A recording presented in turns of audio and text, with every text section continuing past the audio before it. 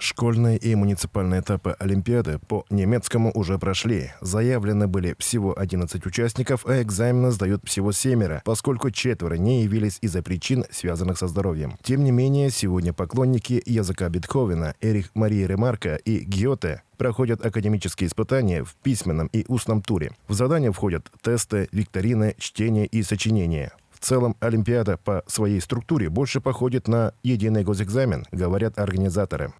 Как я знаю, немецкий язык это выборочный язык, и в основном дети выбирают английский, потому что сдают и ЕГЭ на английском языке, и, соответственно, популярный английский язык. Это, так скажем, для интереса детей. И участвуют здесь город Кызыл, регионы не представлены, то есть районы не представлены.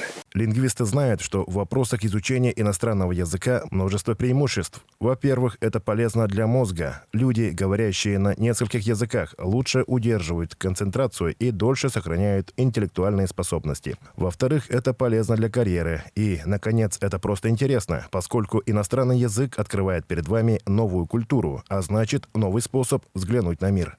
Арес Мангуш, Шолбан Мангуш, Азамат Очур, телеканал Тува-24.